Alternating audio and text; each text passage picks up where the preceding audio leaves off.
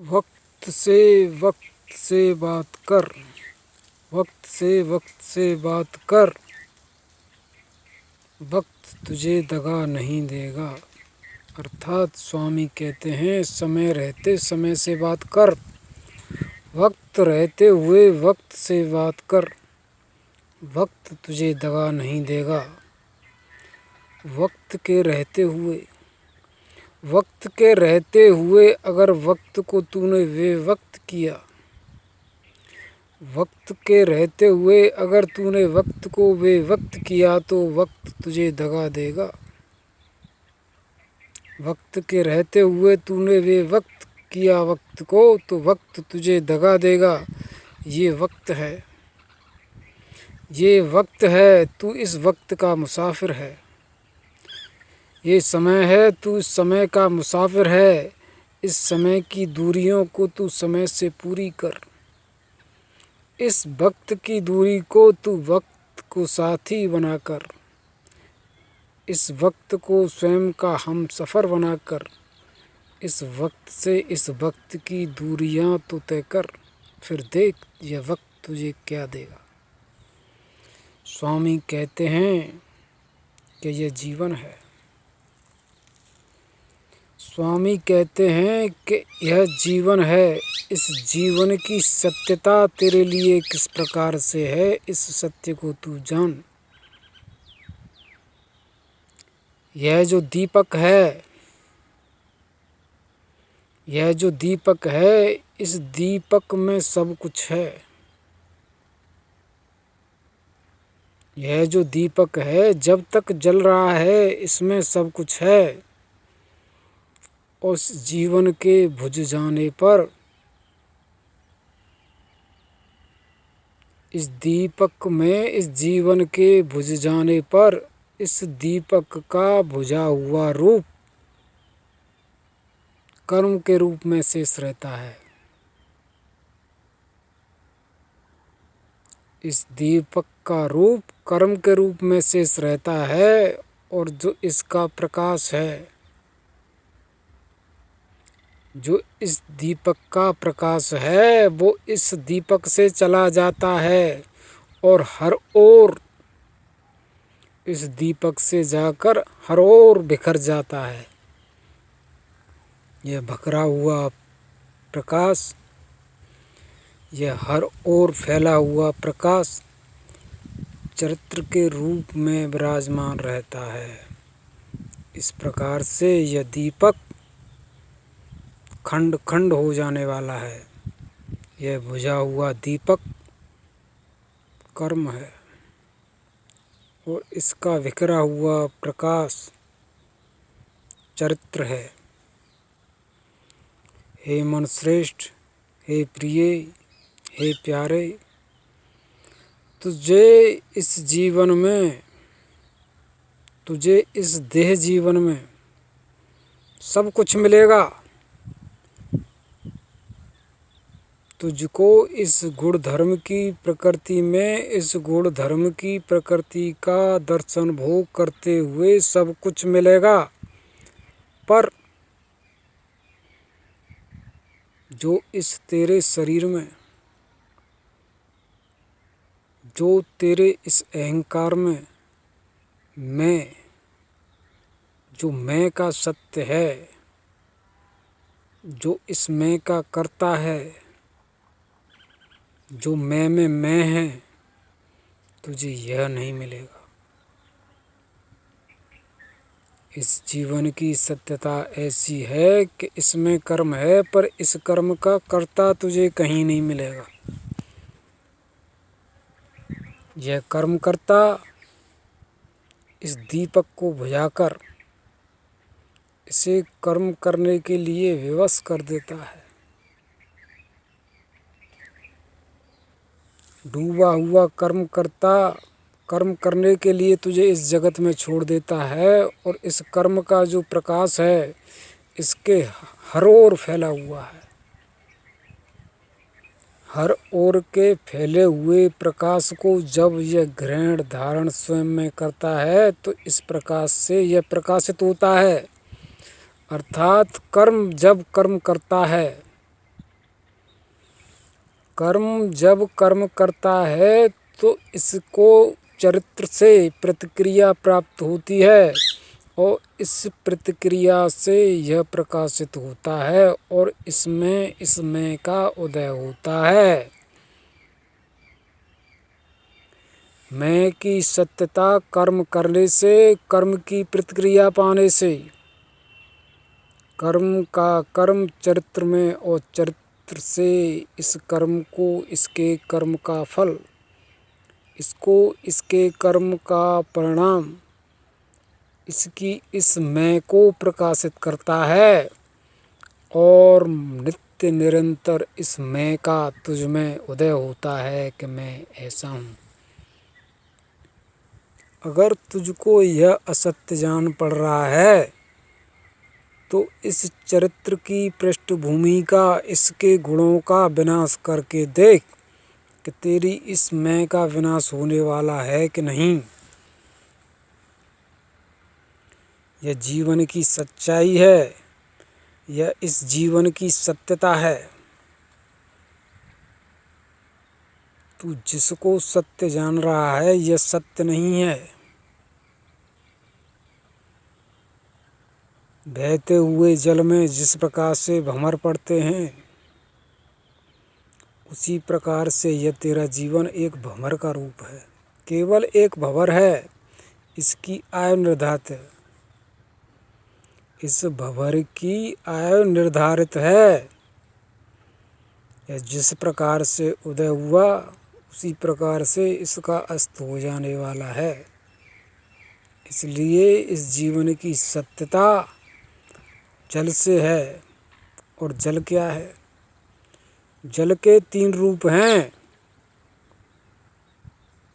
जल में भंवर का पड़ना, एक तो जल है और जल में भंवर का पड़ना।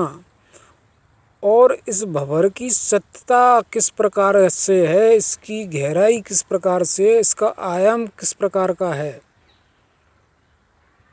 यह इस भंवर का चरित्र से उदय हुआ ऐसा रूप है कि तू ऐसा है।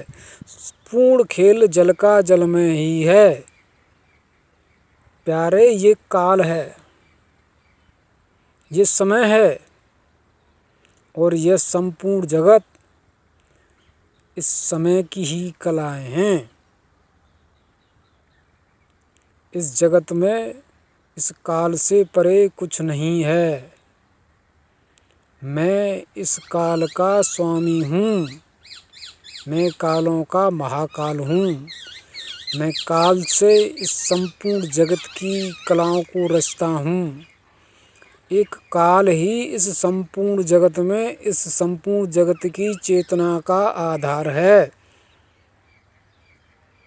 और जितनी भी कलाएं हैं सब काल से होने से इनमें काल है, ये काल से हैं और काल ही इनमें चेतन है, इनकी चेतना है। और बाकी सब जितनी बार कलाएं हैं, जितने भी गुण हैं, सब जड़ हैं। इनकी जड़ता को जान। इनकी चेतना अगर इनमें कहीं है तो इनकी चेतना इस काल में है। इस प्रकार से सब जितना भी यह विषय लोग है, जितने भी ये गुण हैं, जितने भी ये संसारिक प्राणी हैं, सब काल से हैं और काल के रचे हुए हैं। इसलिए इनमें काल है। जल से भंवर है, काल से कलाएं हैं, कलाओं में जीवन है। इस जीवन की सत्यता तेरी मेरे काल से है। इसलिए इस काल की पहचान कर, इस काल को जान के यह काल क्या है। अगर तूने इस समय को, इस काल को नहीं जाना तो यह काल, इससे तेरा जो जीवन रूपी भंवर है, इस भंवर में ही, इस काल से उदय हुए जीवन में ही यह जीवन काल गति से समा जाने वाला है।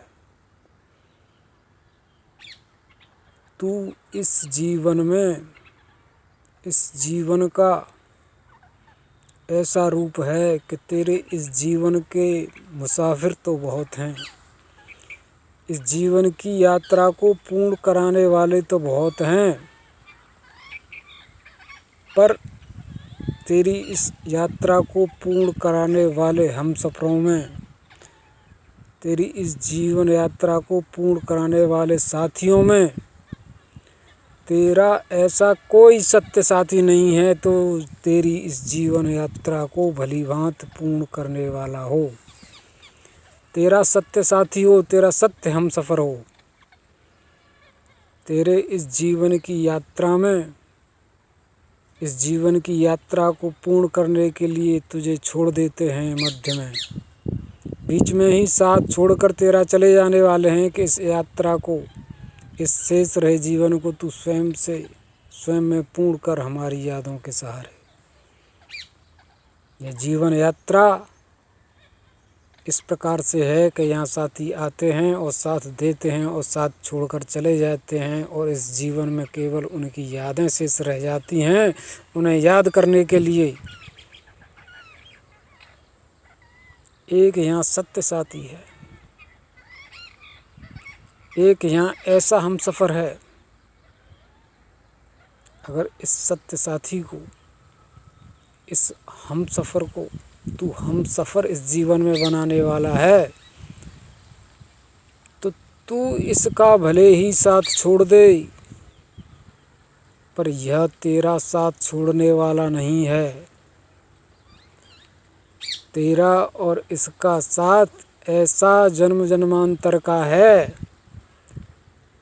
कि यह कर्म, यह चरित्र,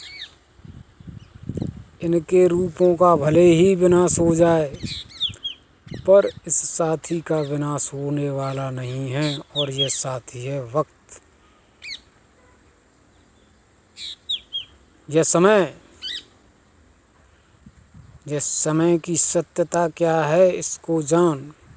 यह समय ही तेरे लिए मेरा वह प्रेम रूप है जो तुझ में है, तुझ में समाया हुआ है, और संपूर्ण जगत में समय समय को ही लगता है। जान यह सत्य क्या है, कैसा है। इस जगत में, इस प्रकृति में समय को ही समय लगता है, और जो समय नहीं है उसे समय नहीं लगता। तू समय है, तू समय है, इसी कारण इस जगत का समय तुझे लगता है। समय में ही समय का बीज उगता है। समय वह भूमि है, समय वह गर्भगृह है। इसमें समय का ही बीज अंकुरित होकर वृक्ष का रूप ग्रहण धारण करता है। इसलिए यह बढ़ा हुआ वृक्ष जितना भी है सब समय में समय का रूप ही है। इस संपूर्ण जगत को पहले तू समय जान, फिर इस समय के रूप से तू प्रेम कर। इस संपूर्ण जगत को समय जानकर तू इस संपूर्ण जगत से प्रेम कर। यह समय स्वयं की कलाओं का, इसके द्वारा जो कलाएं हैं इनका तेरे लिए उदय करेगा। यह इस कला की रचना, यह इस कला की रचना है। जिस प्रकार से जो है इसके सत्य को यह तुझे बताने वाला है। इस कला के सत्य से यह तुझे चेतन करने वाला है। और जहाँ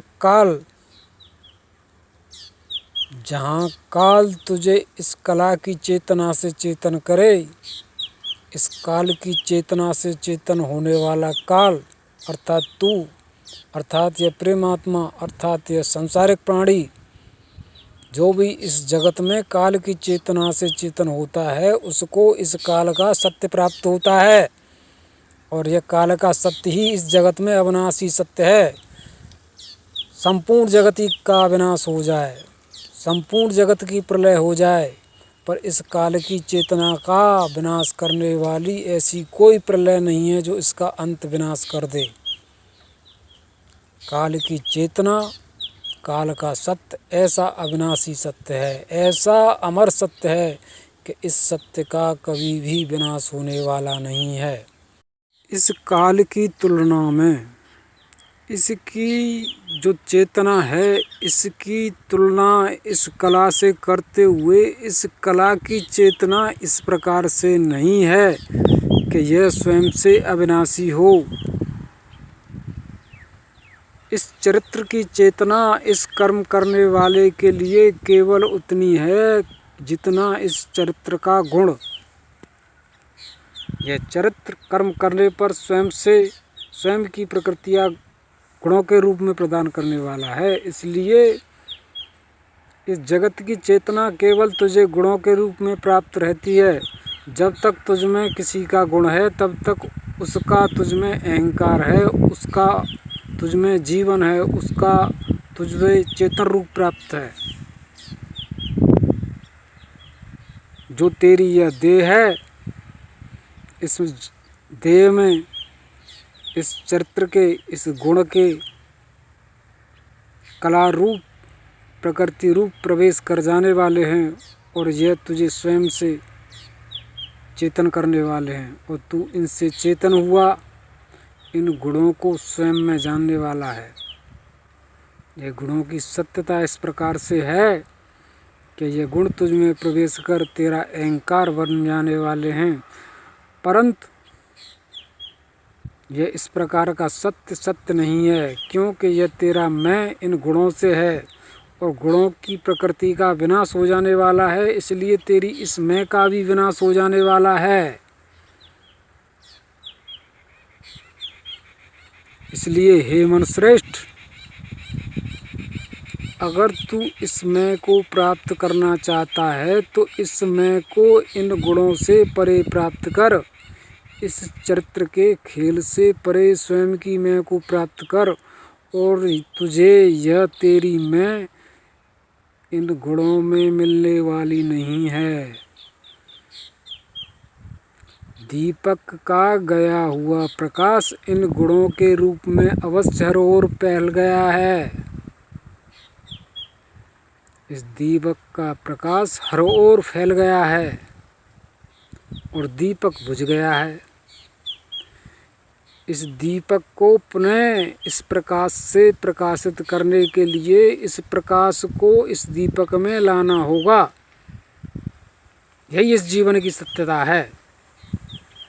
तू है पर तू बुझा हुआ दीपक है, तू अस्त हुआ दीपक है, तुझमें प्रकाश नहीं है। तू कर्म करेगा, इस बिखरे हुए प्रकाश को स्वयं में लाएगा और स्वयं में लाकर इस प्रकाश से स्वयं से को प्रकाशित करेगा, तब तुझ में प्रकाश, जितना प्रकाश लाया है, जो प्रकाश लाया है, जैसा प्रकाश लाया है, उसी प्रकाश से तू इसमें प्रकाशित होगा। पर यह तेरा जो प्रकाश होगा, इसमें भेद है। इसमें क्या भेद है? यह तेरा मूल प्रकाश नहीं है। तू कर्म करके इस प्रकाश को लाया है और यह प्रकाश जहाँ से आया है, इसकी एक प्रकृति है, इसका एक गुण है, इसका एक कला है। इसके प्रति तूने कर्म किया है, यह तुझे प्रतिक्रिया प्रदान कर रहा है कि तू ऐसा है और मैं ऐसा हूँ। इसलिए पहला सत्य यह है कि यह कला, यह गुण स्वयं की स्वतंत्रता वाला है। इसकी स्वतंत्रता को हर कर अगर तू इस प्रकाश को, इस गुण को स्वयं में स्थापित कर स्वयं का सत्य बनाने वाला है, तो इस गुण की सत्यता पहले तेरे सत्य में स्वयं के सत्य से है। इस प्रकार से गुणों में, गुणों के मध्य, गुणों की प्रकृति के कारण द्वंद्व उत्पन्न हो जाने वाला है। संपूर्ण जगत सत्य की पृष्ठभूमि है। सत्य क्या है? सत्य गुण है, सत्य मैं है। जो गुण मैं के अहंकार वाला है, इसको स्वयं का मूल वर्तमान प्राप्त है। स्वयं के क्षेत्र में स्थापित है। इसकी जड़ उस निर्वात में है कि जहाँ से यह चेतन हुआ इस जगत में फैल फूल रहा है। इसको इसके क्षेत्र से तोड़ लेने पर, इसको इसके क्षेत्र से पृथक कर लेने पर, अगर इस गुण को स्वयं के क्षेत्र में स्थापित किया जाता है तो यह गुण स्वयं का क्षेत्र चाहता है। और तेरे क्षेत्र में क्या इस गुण के लिए इतना क्षेत्र है कि यह स्वयं के क्षेत्र से तेरे क्षेत्र में स्थापित हो जाए? तेरे इस शरीर में, तेरे इस लिबाज में जो जो गुण हैं वो पहले ही अपना स्थान ग्रहण करके व्यवस्थित हैं। और इस व्यवस्था में अगर किसी का गुण प्रवेश करता है तो वह गुण तेरे इस लिबाज में, तेरे इस शरीर में, तेरे इस क्षेत्र में स्वयं का स्थान प्राप्त करता है जैसे इसकी प्रकृति है। इस प्रकार से गुणों में प्रवेश कर जाने पर गुणों के मध्य द्वंद्व प्रकट हो जाने वाला है। सब अपने अपने क्षेत्र की सत्यता चाहते हैं, इसलिए उनके मध्य हो रही क्रिया प्रतिक्रिया के परिणाम के फलस्वरूप गुणों के मध्य होने वाले द्वंद्व में तू इस प्रकार से घिर जाने वाला है कि तेरा अहंकार, तेरे कर्म की सत्यता इनके कर्म में उलझ जाने वाली है। तेरी देह में, तेरे शरीर में यह गुण अपने स्वरूप से जहाँ जहाँ भी जाते हैं इस प्रकार का द्वंद्व प्रकट करते हैं कि इनके सत्यों की सत्यता का विनाश कर इनको प्रेम रूप प्रदान करना। मैंने पीछे तुझे बताया है कि प्रेम और कर्म क्या है। प्रेम वह है भांत भांत के गुण, भांत भांत की कलाएं जहाँ एक हो जाने वाली हैं। नाना प्रकार के सत्य जो इस जगत में हैं एक सत्य में प्रवेश कर एक सत्य बन जाने वाले हैं। हजार सत्य अगर किसी एक सत्य में प्रवेश करते हैं तो हजार सत्य इस एक सत्य में पहले अपना सत्य स्थापित करते हैं। अगर इस एक सत्य में इन 1000 सत्यों को ग्रहण धारण कर एक करने की सत्यता नहीं है तो यह इस सत्य का अंत विनाश कर देने वाले हैं। ऐसा जान कि एक भूखा सर्प 1000 चूहों को खा लेता है और अगर यह 1000 चूहों को खाकर इनको मारकर पचाने वाला नहीं है तो यह 1000 चूहे इस एक सर्प को खा लेने वाले हैं, इस सर्प का विनाश कर देने वाले हैं और विनाश के परिणाम को प्राप्त होते हैं। परिणाम की सत्यता इस सत्य से परे है कि जिस प्रकार से सर्प ने चूहों को खाया है ये चूहे इस सर्प का विनाश कर पुनः अपने इसी रूप को प्राप्त होंगे नहीं। यह सर्प की क्रिया है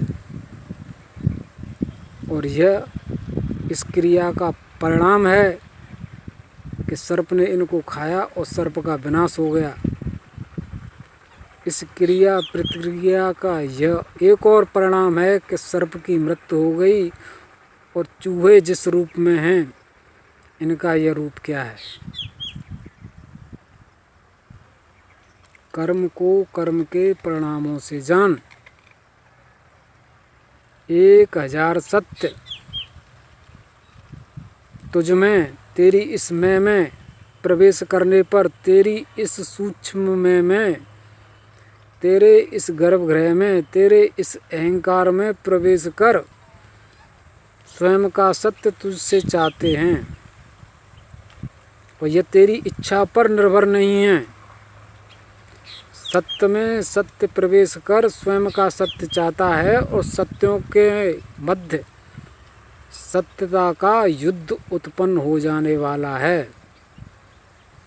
यह द्वंद्व प्रकृति है, यह युद्ध स्थली है, यह कला क्षेत्र है, यह रण क्षेत्र है। जिसको यहाँ निर्द्वंद्व क्षेत्र प्राप्त हो जाने वाला है वह उस स्थान में ठहर जाने वाला है। अर्थात इस संपूर्ण जगत की गति का कारण क्या है? इस संपूर्ण जगत की गति का आधार क्या है? गुण ही गुणों की गति का कारण है। गुण गुण के क्षेत्र में है और गुण ही गुण को गति करने के लिए बाध्य कर देता है। गुणों की प्रकृति, गुणों की सत्यता, स्वयं का स्थान, स्वयं का क्षेत्र खोजते हुए, स्वयं के लिए निर्वात प्राप्त करते हुए, स्वयं की योग्यता से या तो मिट जाने वाला है या किसी को मिटा देने वाला है। ये भाव, विचार, छल, बल, ज्ञान, विज्ञान और तंत्र मंत्र का ऐसा खेल है कि यहाँ इस युद्ध को खेलने वाला, यहाँ इस द्वंद्व को पूर्ण करने वाला, इस जीवन की सच्चाई को सिद्ध करने वाला, इस प्रकार का जो इसमें मैं अहंकार भरा हुआ है, इस सत्य को सिद्ध करने वाला, या तो सत्यों के मध्य सत्यों को हराकर इन सत्यों को स्वयं में ग्रहण धारण कर इन सत्यों को जीत लेने वाला है और स्वयं को स्थापित करता है कि मैं हूँ, मेरा सत्य ऐसा है, या फिर इन सत्यों से यह हार जाने वाला है और यह इसका सत्य फिर उनका सत्य हो जाने वाला है जो इस युद्ध में इस सत्य को हरा देने वाले हैं। इस प्रकृति का, इस जगत का ऐसा सिद्धांत है कि यहाँ जीव ही जीव को खाकर जीवन प्राप्त कर सकता है। जीव से ही जीवन है। जीवन को खाए बगैर यहाँ जीवन नहीं है। हर क्षण हर जीव को खा रहा है। यह संपूर्ण जगत जीवन है, इसका कण कण जीवन है। इसके जितने भी मंडल हैं, आकाश मंडल, वायुमंडल, अग्निमंडल, थलमंडल, ध्वनिमंडल, मंडलों की सत्यता को जान। इन मंडलों की सत्यता को जान कि यह मंडलों की सत्यता क्या है, इन गुणों के आयाम क्या हैं। तेरे इस शरीर में, तेरी इस देह में जितनी भी इंद्रियां हैं यह इन मंडलों के आधार पर हैं। तेरे इस सिर के ऊपर, तेरी इस खोपड़ी के ऊपर सबसे पहले प्रथम आयाम प्रेम का है।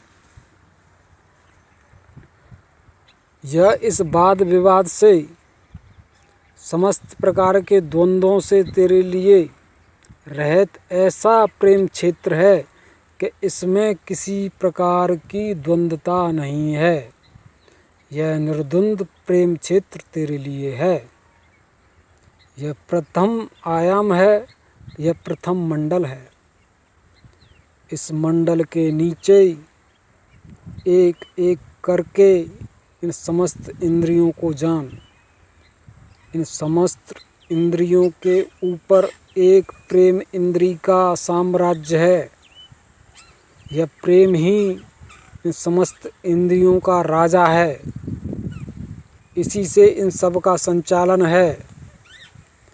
इसलिए इस प्रेम इंद्री के जो नीचे की इंद्रियां हैं, जो इनके मंडल हैं, उनका जो आयाम है, उनका जो विस्तार है, इस विस्तार को तू स्वयं से एक एक करके जान कि इन इंद्रियों के मंडल का किस प्रकार से विस्तार है।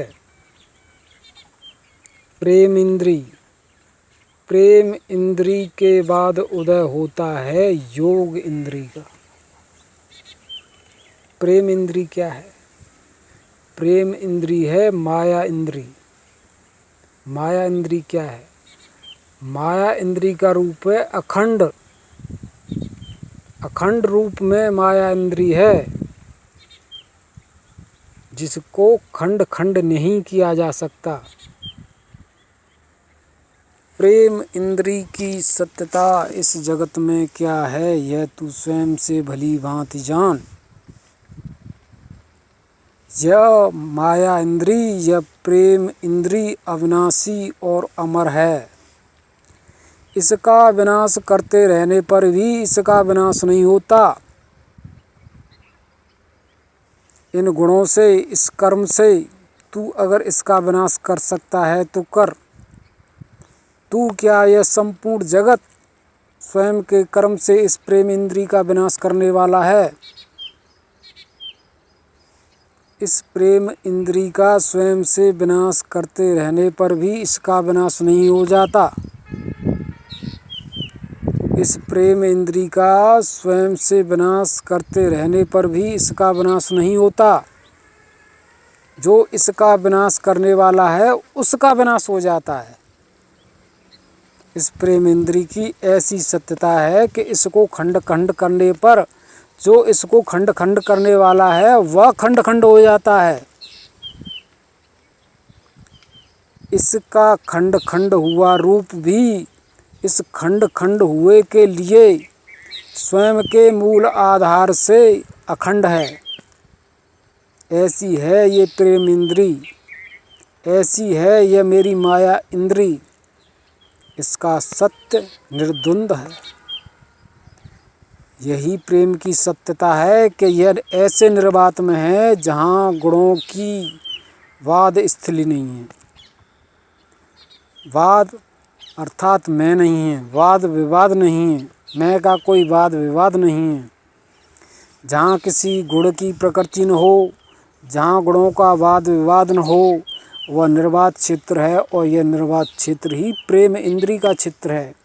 इस प्रेम इंद्री में मुझ परम प्रेम का निवास है, ऐसा स्वामी कहते हैं। तेरे इस सर के ऊपर, तेरी इस खोपड़ी का जहाँ से अंत होता है वहाँ से ऊपर की ओर प्रेम इंद्रियों का स्थल है, प्रेम इंद्रियों का निवास है, प्रेम लोक का निवास है, प्रेम मंडल है, प्रेम आयाम है। और इस प्रेम मंडल में इंद्रियां क्या हैं, पहले तू इस सत्य को जान ले। इस जगत में इंद्रियों के दो रूप हैं। एक इंद्रियां काल की हैं और एक इंद्री कला की हैं। इन इंद्रियों के दो रूप हैं। एक इंद्रियां अविनाशी हैं, जिसका विनाश नहीं होता। यह अमर अविनाशी इंद्रियां काल इंद्रियां हैं। इन इंद्रियों को तू परम प्रेम का रूप जान और इन इंद्रियों को ब्रह्म इंद्रियों के रूप में जाना जाता है। यह ब्रह्म इंद्रियां हैं। इसलिए जो प्रेम मंडल है इसमें ब्रह्म इंद्रियां हैं। ब्रह्म इंद्रियां क्या हैं? ब्रह्म इंद्रियों की सत्यता ऐसी है कि यह ब्रह्म उत्पन्न करती हैं। शक संदेह ऐसा जो सत्य है इसको उत्पन्न करती हैं। ब्रह्म इंद्रियों का कार्य ब्रह्म उत्पन्न करना। इस ब्रह्म को जानने वाले को फंसा देना है। अर्थात जो प्रेम मंडल में प्रेम करने के लिए, प्रेम को जानने के लिए प्रेम आत्मा प्रकट होता है, उसके लिए यह भ्रम उत्पन्न कर देने वाली हैं। और जहाँ इन ब्रह्म इंद्रियों के द्वारा इस भ्रम के माया जाल को, इस खेल को उत्पन्न किया जाता है, वहाँ इन इंद्रियों के द्वारा इस खेल में स्वयं के ही रूप को एक नया रूप प्रदान कर दिया जाता है। वह रूप इन इंद्रियों का है यौन इंद्रियों के रूप में। यौन इंद्रियों का अर्थ कला से है, कला का अर्थ गुण से है, गुण का अर्थ प्रकृति से है और प्रकृति का अर्थ चरित्र से है। इस प्रकार से चरित्र में सत्यता यौन इंद्रियों के निवास की है। ब्रह्म इंद्री से उदय हुई इंद्रियों के रूप बदल जाते हैं और इन इंद्रियों का रूप यौन इंद्रियों के रूप में रहता है। और ब्रह्म इंद्री से यह ब्रह्म इंद्रियां जिस प्रकार से प्रकट होती हैं, इन मंडलों की सत्यता का उदय उसी प्रकार से होता है। इस सर के ऊपर से नीचे की ओर यात्रा कर, यह योग मंडल है जहाँ तेरे अहंकार की मैं का निवास है। इस खोपड़ी और तेरी इस मैं के मध्य योग मंडल है, जो तेरे लिए जड़ है, चेतन नहीं है। तेरी चेतना तेरे मैं में इन दोनों नेत्रों के मध्य निवास करती है। यह आकाश मंडल है। इस आकाश मंडल के ऊपर योग मंडल है। यहाँ इस योग मंडल से यौन इंद्रियों का आरंभ होता है। इस योग मंडल से आरंभ होकर पहला मंडल आकाश मंडल है। आकाश मंडल के बाद में तू नीचे की ओर जाते हुए, नीचे की ओर यात्रा करते हुए इन यौन इंद्रियों के आधार पर, क्योंकि जितनी भर इंद्रियां हैं तेरे इस शरीर में, देखने की, सुनने की, बोलने की, सोचने की, समझने की, करने की, लेने की, देने की, स्पर्श करने की, मल मूत्र वीर्य आदि की जितनी भर इंद्रियां हैं, इन सब इंद्रियों का एक मंडल है और एक मंडल की एक इंद्री है।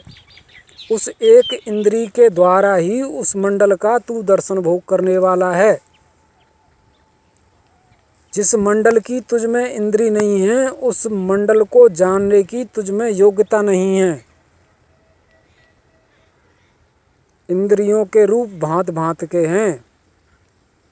इन भांत भांत के रूपों को स्वयं में जानकर तू यह जान ले कि इनके मंडल हैं। जिस प्रकार से यहाँ जल वायु अग्नि मंडल हैं, उसी प्रकार से जो इंद्री तुझ में है इसका एक मंडल है। इस इंद्री के द्वारा तू इस मंडल की सत्यता को स्वयं से जानने वाला है। यह इस ब्रह्म इंद्री की ब्रह्म माया है, जो योग कला के रूप में प्रकट होती है। यह ब्रह्म इंद्री भ्रम उत्पन्न कर भ्रम के खेल में तुझे फंसा देने वाली है। और जो इसके भांत भांत के मंडल हैं, तू इनमें प्रवेश करते हुए, इनका दर्शन भोग करते हुए, इनके प्रतिक्रिया करते हुए, इन मंडलों में प्रतिक्रिया पाकर इनका सत्य बन जाने वाला है। और यह सत्य, इस सत्य को तू जान के यह सत्य क्या है। इस धरा पर, इस पृथ्वी पर हल्की हुई वस्तुएं, यह जल जब खोलता है तो इसकी वाष्प ऊपर उड़ने लगती है, यह हल्का हो जाता है। जब यही जल भारी हो जाए तो बरसने लगता है। इन ब्रह्म इंद्रियों में कोई भार नहीं है, ये भार रहते हैं और इनका रूप अखंड अमर अविनाशी है। इनको इस जगत में किसी भी गुण की सत्यता, गुणों में प्रवेश कर इस प्रकार से प्राप्त नहीं होती कि इन गुणों के द्वारा इन इंद्रियों को हरा जा सके। पर जब इन ब्रह्म इंद्रियों के द्वारा, इन्हीं के द्वारा किसी संसारिक प्राणी के लिए भ्रम उत्पन्न किया जाता है, तो ब्रह्म मंडलों का उदय होता है। जब इसके लिए ब्रह्म मंडलों का उदय होता है तो इन मंडलों के गुण हैं, इन मंडलों के चरित्र हैं, इन मंडलों की प्रकृति है। और जब तू इनमें प्रवेश करता है, इनमें कर्म करता है, तो इनकी प्रतिक्रिया से तेरे लिए फल, तेरे लिए काम का उदय होता है। और जब काम का उदय होता है तो तू भारहीन, तेरी सत्यता पहले काल के रूप में भारहीन है। इस काल के सत्य का संचालन करने के लिए किसी भी प्रकृति की, किसी भी गुण की तुझे आवश्यकता नहीं है। यह अमर अविनाशी है, स्वयं से स्वयं में चेतन है। इसका संचालन करने के लिए, इसको जिंदा रखने के लिए किसी प्रकार के कर्म की आवश्यकता नहीं है। काल आत्मा कर्म रहित है, प्रेम आत्मा यह प्रेम अंश कर्म रहित है। कर्म कर जीने की आवश्यकता इस प्रेमात्मा को नहीं होती। इस सत्य को भली भांति जान ले। यह प्रेमात्मा जब ब्रह्म इंद्रियों के द्वारा, इनके द्वारा उत्पन्न किए हुए भ्रम में फंस जाता है, तो इस भ्रम का जीवन जीने के लिए इसको कर्म की आवश्यकता होती है। यह कर्म ही,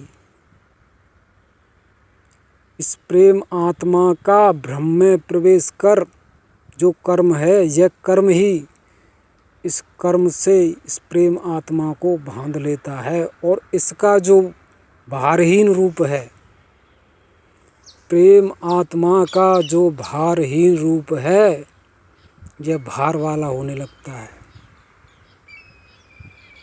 इस धरा की सत्यता क्या है? यह धरा वह निचला लोक है, यह वह मृत लोक है। मृत लोक का सत्य क्या है? जिसकी मृत्यु निश्चित हो जाए, जो इसमें प्रवेश कर भली भांति जानने वाला हो कि इसकी मृत्यु है।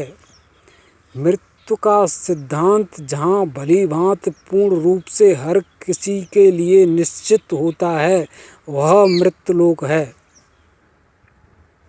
मृत्यु का जहाँ हर सांसारिक प्राणी को बोध हो, वह मृत्यु लोक है। जो यह प्रेमात्मा भारहीन है, प्रकृति रहित है, स्वयं के संचालन के लिए किसी कर्म की, किसी प्रकृति की, किसी गुण की आवश्यकता नहीं होती। यह अमर अविनाशी है ब्रह्म इंद्रियों से, ब्रह्म इंद्रियों का दर्शन भोग करने के लिए। पर इन ब्रह्म इंद्रियों के द्वारा जब इसके लिए भ्रम उत्पन्न कर दिया जाता है, तो इस भ्रम में भ्रम के मंडल उत्पन्न होते हैं। और इन मंडलों का दर्शन भोग करते हुए प्रेम आत्मा को भार प्राप्त होता है, भार की प्रकृति प्राप्त होती है। इस प्रकार से प्रेम आत्मा की चेतना भार वाली होकर नीचे मंडलों में प्रवेश करने लगती है।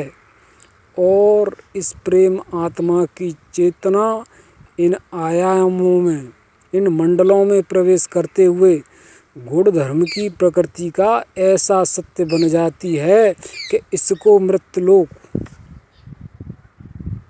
ऊपर से यात्रा कर नीचे की ओर, तेरे पैर इस जमीन पर हैं, इस धरा पर हैं, इसलिए इन तलवों में, इन पैरों में वह मृत्युलोक है, वह धरा है जहाँ तू आकर ठहरता है। इस सत्य को ऐसी सत्यता प्राप्त है कि यहाँ प्रेमात्मा के समस्त सत्यों का अंत विनाश हो जाता है। और इस प्रेम आत्मा को भी यह भली भांति जान पड़ता है कि मैं जिस रूप से प्रेम करके हूँ, जिसमें हूँ, इस मंडल का, इस पृथ्वी मंडल का, इस मृत्युलोक का विनाश निसंदेह निश्चित है। इसमें इसका जीवन गुणों के आधार पर है, इसके प्रकृति कर्म के आधार पर है। जहाँ का जीवन प्रकृति कर्म के आधार पर हो, गुणों के आधार पर हो, गुणों की सत्यता, प्रकृति के कर्म की सत्यता पूर्ण न करवाने के कारण यहाँ के जीवन का अंत विनाश हो जाने वाला है। इसलिए इस मृत्यु लोक में प्रवेश कर्म इसलिए इस मृत्युलोक में प्रवेश कर कर्म करना निसंदेह आवश्यक निश्चित हो जाता है। यहाँ कर्म किए बगैर कोई भी सांसारिक प्राणी क्षण मात्र से रह नहीं सकता। यह पृथ्वी कर्मलोक है। हर सांसारिक प्राणी को इस मृत्युलोक का कर्म लगा हुआ है। यहाँ की प्रकृति को जो सांसारिक प्राणी पूर्ण करता है, गुणों की सत्यता जानने वाला है, गुणों से गुणों के जीवन को जीकर इस जीवन को पूर्ण करने वाला है, इस मृत्युलोक का वह जीवन पा लेने वाला है।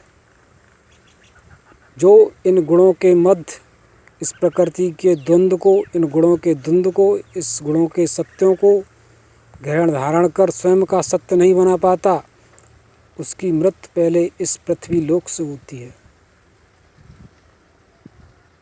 इस पृथ्वी लोक की मृत्यु के बाद में जो भी मंडल हैं जीवन के, उनमें तू गिरता चला जाता है और अंत में तेरी मृत्यु इस आकाश मंडल की होती है। आकाश मंडल की मृत्यु पाकर तू योग मंडल की जीवनचर्या में प्रवेश कर जाने वाला है। योग मंडल की मृत्यु के बाद में तेरी मृत्यु इस प्रेम इंद्री में हो जाने वाली है, अर्थात यह ब्रह्म इंद्रियां हैं। इस प्रकार से यौन इंद्रियों के रूप में मंडलों को उदय कर भ्रम उत्पन्न कर, यह ब्रह्म इंद्रियां इनमें हैं, इनका रूप बदलकर यौन इंद्रियों के रूप में बढ़ता चला जाता है और बढ़ा हुआ अंतिम रूप पृथ्वी मंडल का है, पृथ्वी इंद्री का है, पृथ्वी यौन इंद्री का है। इस यौन इंद्री की एक विशेष शाखा है, इसी को यौन का रूप जान। इस यौन का एक इंद्री रूप है, इसको ही यौन इंद्रियों के रूप में जान। और यह यौन इंद्री इस पृथ्वी लोक का सत्य है, इस पृथ्वी मंडल का सत्य है, इस जगत का जड़ कला रूप है। इसमें इसकी यात्रा का वह सत्य है जिसमें यह प्रेमात्मा की चेतना प्रवेश कर इस जगत के गुणों से जिस जिस प्रकार से चेतन होती है, वह सत्य सब इसमें प्रवेश कर जाते हैं और यह सत्य इसमें द्वंद्व कर रहे हैं, इसमें संघर्ष कर रहे हैं।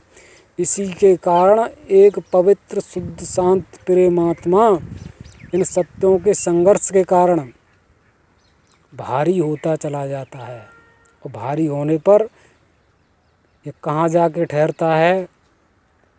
जिस प्रकार से पत्थर जल में फेंक देने पर पत्थर यात्रा करते हुए जल की तली में जाके बैठ जाता है, इसी प्रकार से ये सत्य हैं जो सत्य में प्रवेश कर संघर्ष करते हैं। और जो सत्य है अगर वह इनको एक नहीं कर पाता प्रेम इंद्री से, प्रेम का इनको निर्वात स्थान प्रदान नहीं करता, तो यह सत्य संघर्ष करते हुए इसको इस तली में, इस मृत्युलोक में, इस पृथ्वी जगत में ले जाने वाले हैं, जहाँ पहुंचकर यह वह अंतिम क्षेत्र है इन सत्यों का।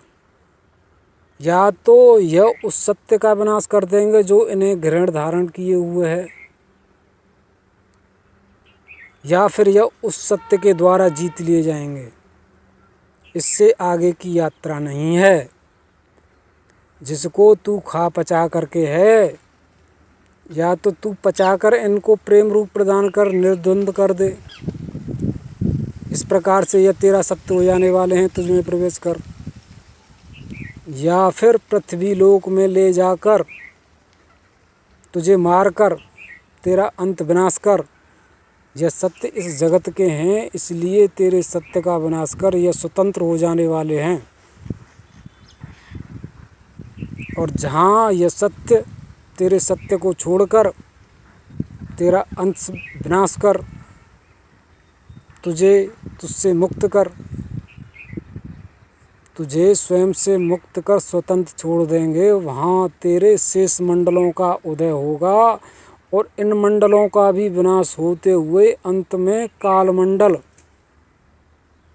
ब्रह्म इंद्रियों का जो मंडल है उसमें पहुंच जाएगा। ब्रह्म इंद्रियों की सत्यता भ्रम की रचना कर भ्रम का विनाश करना है। इसलिए यह जिस सत्य की रचना करती हैं, इस सत्य में पहले आयाम देती हैं कि जा प्रवेश कर, प्रवेश करके इनका दर्शन भोग कर, इनसे प्रेम प्रीत कर, कर्म क्रिया कर, इनको जान के यह क्या हैं।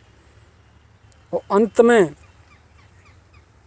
सत्य प्यारे यह है कि जो लेकर आया है वही इनमें सत्य बना है और वही तुझे लेकर जाने वाला है। सत्य इससे परे कुछ नहीं है। यह भ्रम इंद्रियाँ हैं, यह काल रूप में इस जगत में यात्रा करती हैं। काल रूप से तुझे ग्रहण कर तेरे ही रूप में यात्रा करती हैं। इसलिए तू काल रूप से इस जगत में यात्रा कर रहा है। यह काल रूप ही भ्रम इंद्रियों का बदला हुआ वह सत्य है जो तुझे यौन इंद्रियों के रूप में लगा हुआ है। देखने, सुनने, जानने, पहचान करने, याद करने, ध्याने, अहंकार में आदि के रूप में लगा हुआ है। यह सत्य जिस प्रकार से प्रकट हो रहा है, जिसके द्वारा प्रकट हुआ है, वही आधार, वही मूल, वही सत्य बना हुआ है। इसलिए यह भ्रमेंद्रियाँ इन सब को प्रकट कर, इन सब का विनाश कर तुझे स्वयं के साथ ले जाने वाली हैं। इन ब्रह्म इंद्रियों की सत्यता इस प्रकार से है कि यह भ्रम उत्पन्न करती हैं, इसका दर्शन भोग देती हैं और इसका अंत विनाश कर तुझे इनसे हर लेती हैं। जिस प्रकार से स्वप्न तुझ में प्रकट होता है और स्वयं का दर्शन भोग देता है, इस जड़ मन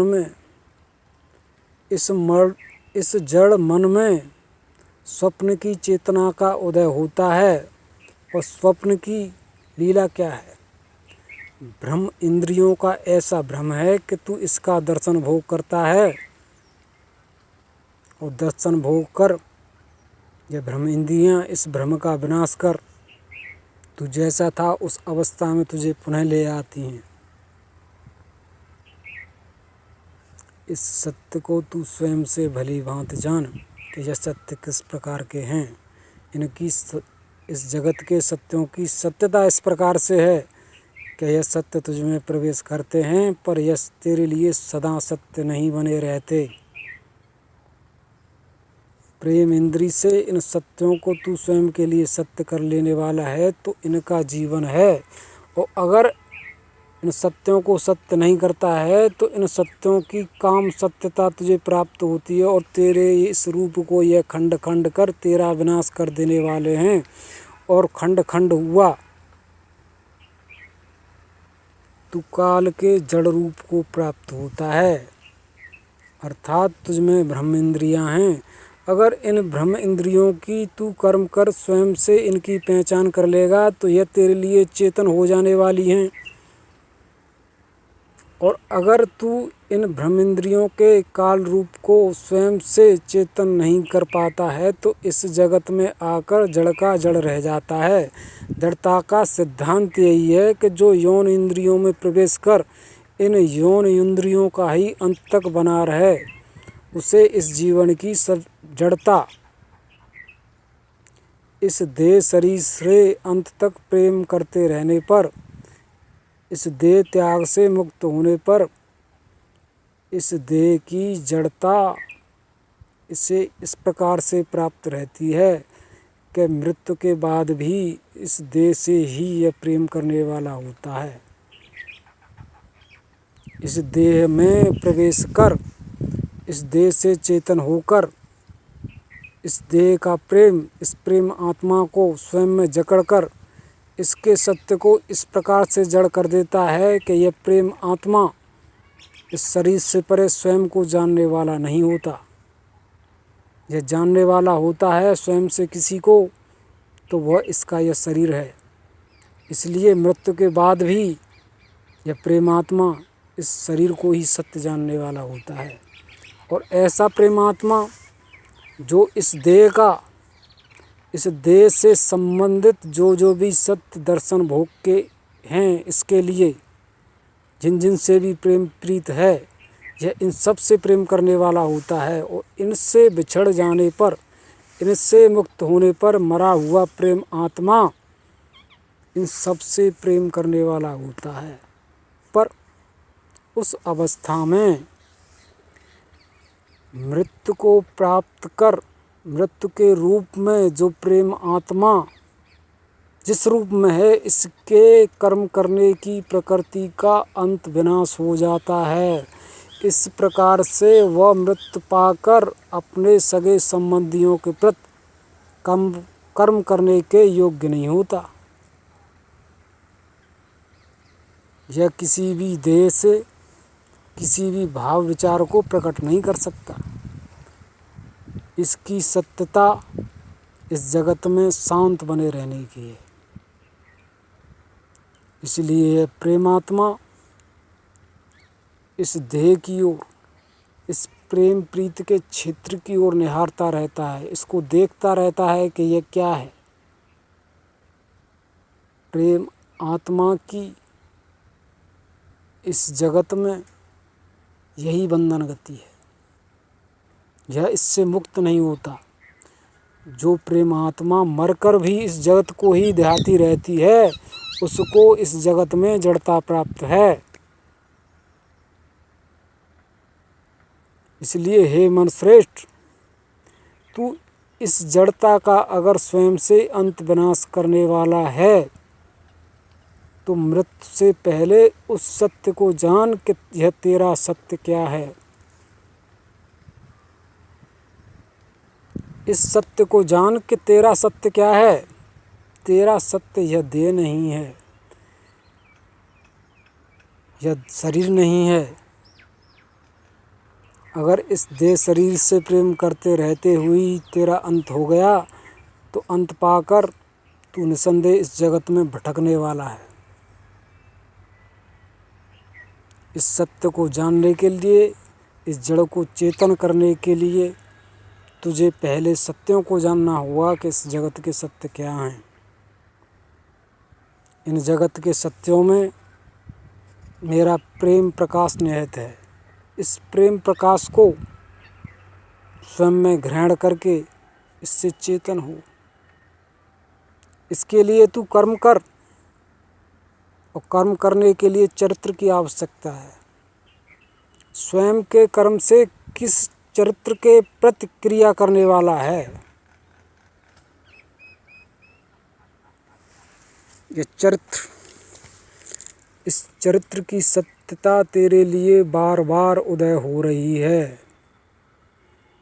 चरित्र की सत्यता विधि विधान के रूप में है, गुण धर्म की प्रकृति के रूप में है।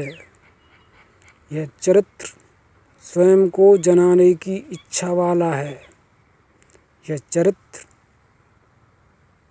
किसी को जो इसको जानकर नहीं है उसको जनाने वाला है कि मैं क्या हूँ। इसलिए यह ऐसी भूख प्यास वाला है कि इसको इस जगत में ऐसा कोई मिल जाए जो इसको जानने वाला नहीं है। इसके कर्म को जानकर, इसकी प्रेम प्रति को स्वयं के प्रति जानकर, यह इसको ग्रहण धारण कर हर ओर से इस प्रकार से घेर लेता है, इसको केंद्र धुरी बना लेता है कि यह स्वयं को फिर विस्तार से जनाने वाला है कि मैं क्या हूँ। इसलिए इस चरित्र की सत्यता ऐसी है कि एक बार इसमें प्रवेश कर कोई इसको जानने की इच्छा वाला हो जाए, यह उसे फिर विस्तार से जनाने वाली है। इसके जनाने का सिद्धांत केवल एक जन्म जीवन से नहीं है। यह स्वयं को एक नहीं, दो नहीं, हजार नहीं, लाख नहीं, करोड़ नहीं, असंख्य जीवनों से, नित्य निरंतर नाना प्रकार के भांत भांत के रंग रूप के जीवनों से इस प्रकार से घोट घोट कर, पीस पीस कर, कूट कूट कर जनाती है कि मैं इस प्रकार से ऐसी हूँ। यह शुद्ध परम प्रेम पवित्र प्रेम आत्मा निर्वात है। किसी गुण का यह सत्य नहीं है, किसी चरित्र का, किसी प्रकृति का इसमें निवास नहीं है। एक बार इस प्रकृति का दर्शन भोग करने की यह इच्छा कर ले, यह प्रेमात्मा इस प्रकृति का दर्शन भोग करने की इच्छा लेकर इसमें प्रवेश कर जाए, इसका कर्म केवल इतना हो जाए क्या यह इस प्रकृति का दर्शन भोग करने वाला है, इस प्रकृति के गुण क्या हैं, इसकी कलाएं क्या हैं, इसका चरित्र क्या है, इसको जानने की इच्छा वाला हो जाए, इसका केवल इतना कर्म हो जाए, फिर तू इस प्रकृति की प्रतिक्रिया देख, इस चरित्र को जान के इसका चरित्र कितना है, कैसा है और क्या है। इसका अंत होने वाला नहीं है। यह चरित्र की प्रतिक्रिया अविनाशी है, अमर है। यह चरित्र तुझ में प्रवेश कर तुझ में प्रवेश किए हुए से ही प्रतिक्रिया पा लेता है। इसकी सत्यता यह है कि कर्म कर, पहले इस जगत में तू आ। इस जगत में आने पर यह जगत स्वयं से तुझे प्रतिक्रिया देगा और प्रतिक्रिया कर जो देगा उसी से स्वयं के प्रति फिर क्रिया तेरे द्वारा पालेगा।